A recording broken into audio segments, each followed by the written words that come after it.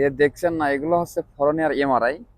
মানে এটা কুয়েতের 5 নম্বর রোড, 6 নম্বর রোড, গাজালি, এইগুলোতে অবস্থিত ফরনিয়া।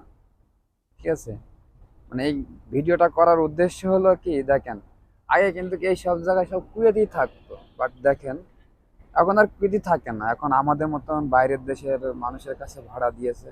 কিছু কিছু হাসপাতাল আছে প্রাইভেট, কিছু কিছু পার্লার আছে, কিছু দোকানপাট আছে। মানে এটা হলো একটা ব্যবসার একটা প্রসেসিং, যেখানে আপনার বাইরের কান্ট্রির মানুষ থাকে, সেই দেশে অধিকাংশ মানুষই এখন আর এখানে থাকে না। মানে যেখানে বাইরের দেশের মানুষ স্থায়ীভাবে থেকে গেছে বা ভাড়া থাকে বা কার্যক্রম করে এসে এখানে ঘুমায় কুয়েতে, সেখানে কুয়েতিরা থাকে না।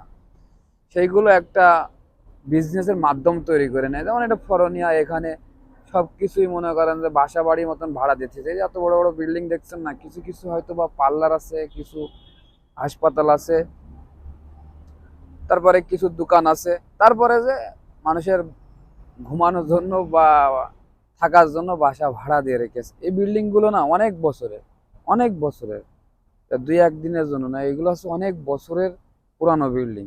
মানে এদের একটা মেয়াদ আছে 100 বছর, 150 বছর, এরকম একটা মেয়াদ আছে। তো এখানে ঠিক এমনই। তো পরবর্তীতে ভিডিও অবশ্যই বানাবো।